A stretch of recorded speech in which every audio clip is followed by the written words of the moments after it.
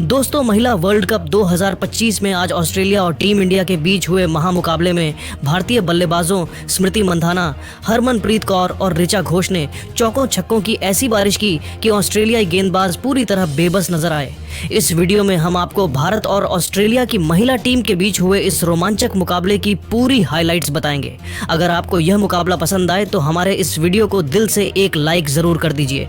अब आपका ज्यादा समय न लेते हुए सीधे हाइलाइट्स की ओर बढ़ते हैं। तो दोस्तों, विशाखापत्तनम का doctor YS Rajasekhara Reddy cricket stadium आज पूरी तरह खचाखच भरा था।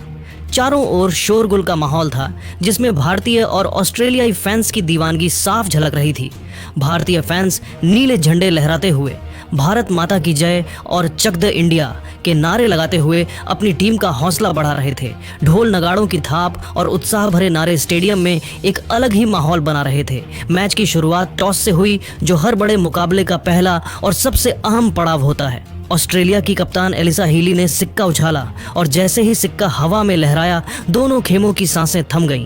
सिक्का ऑस्ट्रेलिया के पक्ष में गिरा और ऑस्ट्रेलियाई खेमे में खुशी की लहर दौड़ गई। एलिसा हीली ने बिना किसी देरी के पहले बल्लेबाजी का फैसला किया, क्योंकि पिच बल्लेबाजी के लिए मुफीद थी और बड़ा स्कोर बनाना जरूरी था।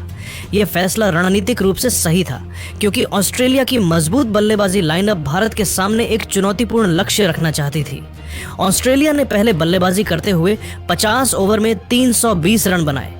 उनकी पारी में बेथ मूनी की शानदार शतकीय पारी, एलिसे पेरी की आक्रामक अर्धशतकीय पारी और फोबे लिचफील्ड की तेज तर्रार शुरुआत शामिल थी। बेथ मूनी ने अपनी पारी में शानदार टाइमिंग और गैप्स में शॉट्स खेलकर रन बटोरे। उन्होंने अपनी पारी में कई खूबसूरत कवर ड्राइव और लॉफ्टेड शॉट्स खेले, जो उनकी क्लास को दर्शाते थे। एलिसे पेरी ने मध्य ओवरों में आक्रामकता दिखाई, जिसमें कई चौके और सिक्स शामिल थे। फोबे लिचफील्ड ने पावर प्ले में तेज शुरुआत दी, जिसने ऑस्ट्रेलिया को मजबूत नींव प्रदान की। अन्नाबेल सदरलैंड और ताहलिया मैकग्राथ ने भी अहम योगदान दिया, जिससे ऑस्ट्रेलिया ने एक मजबूत स्कोर खड़ा किया। भारत की तरफ से दीप्ति शर्मा ने अपनी ऑफ स्पिन से ऑस्ट्रेलियाई बल्लेबाजों को बांधे रखा। उनकी गेंदबाजी में उछाल और टर्न था, जिसने बल्लेबाजों को परेशान किया। स्नेह राणा ने भी कसी हुई गेंदबाजी की और उनकी सटीक लाइन लेंथ ने रणगति को नियंत्रित रखा। श्री चरणी और क्रांति गौड़ ने तेज गेंदबाजी में कुछ विकेट लिए, लेकिन ऑस्ट्रेलिया ने अपनी गहराई और अनुभव का इस्तेमाल करते हुए एक चुनौतीपूर्ण स्कोर खड़ा कर दिया।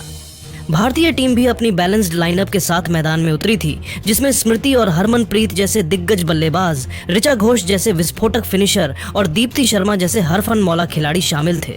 321 रनों के विशाल लक्ष्य का पीछा करने उतरी भारतीय टीम की शुरुआत प्रतिका रावल और स्मृति मंधाना ने की। दोनों सलामी बल्लेबाज मजबूत नींव रखने के इरादे से मैदान में उतरी।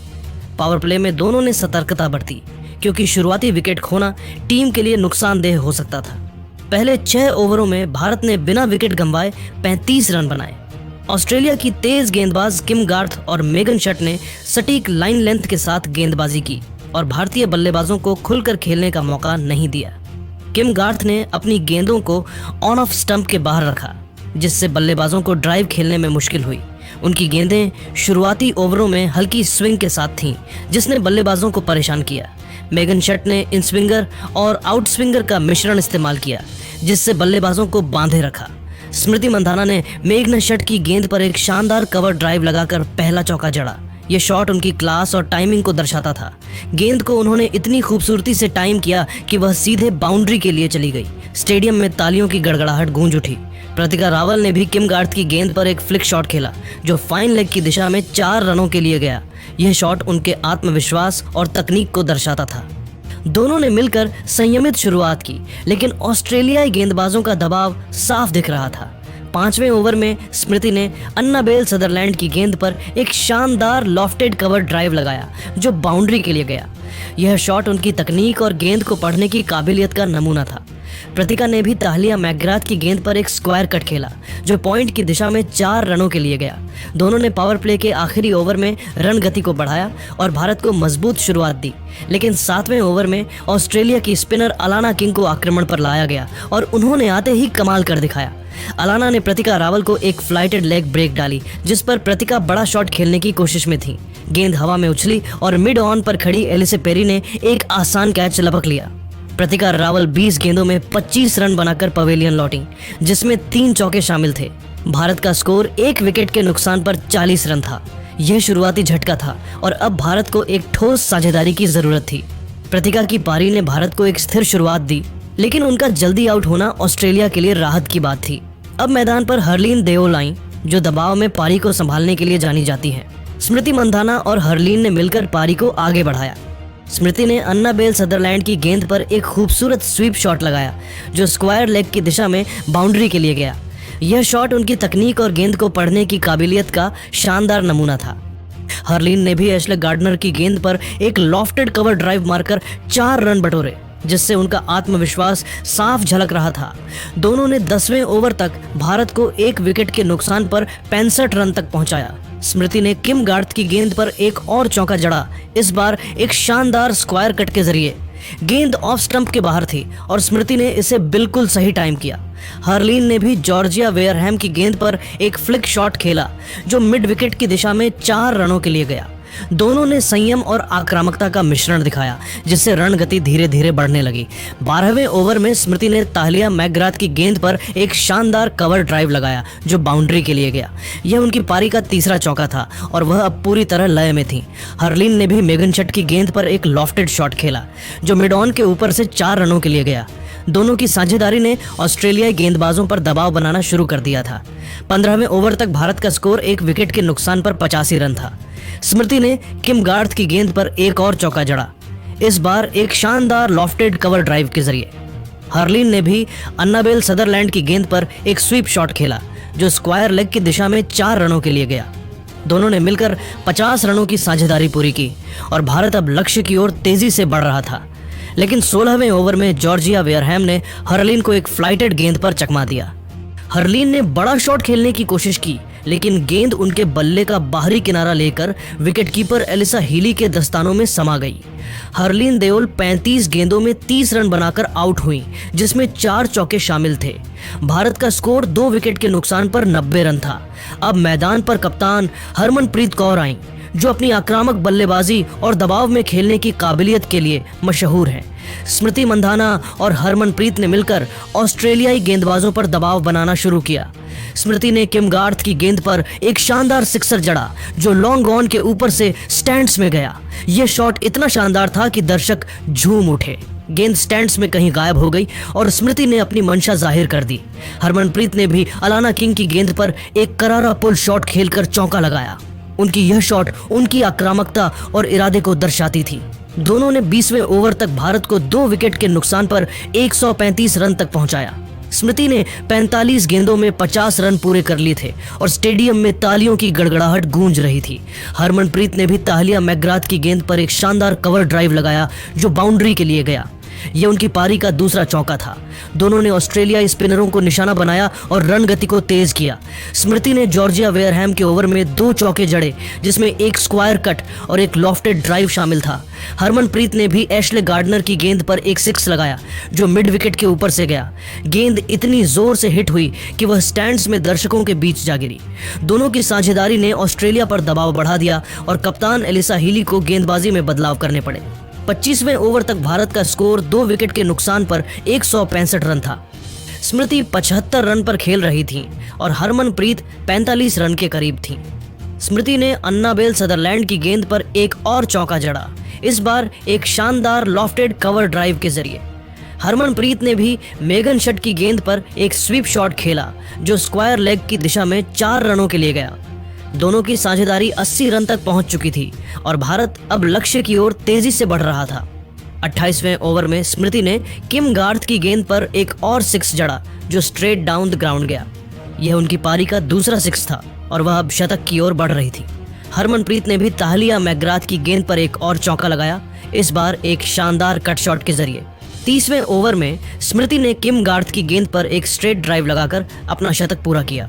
95 गेंदों में 110 रन, जिसमें 12 चौके और 2 6 शामिल थे। स्टेडियम तालियों से गूंज उठा और स्मृति ने अपने हेलमेट को उतारकर दर्शकों का अभिवादन किया। उनकी यह पारी भारत के लिए एक मजबूत आधार बन चुकी थी। लेकिन 32वें ओवर में अलाना किंग ने स्मृति को एक फ्लाइटेड गेंद पर स्टंप कर दिया। स्मृति ने आगे बढ़कर शॉट खेलने की कोशिश की, लेकिन गेंद उनके बल्ले को चकमा दे गई और एलिसा हीली ने बिजली की तेजी से स्टंपिंग कर दी। स्मृति मंधाना 108 गेंदों में 110 रन बनाकर आउट हुई। भारत का स्कोर 3 विकेट के नुकसान पर 200 रन था। अब जेमिमा रॉड्रिक्स क्रीज पर आईं। हरमनप्रीत और जेमिमा ने मिलकर पारी को संभाला।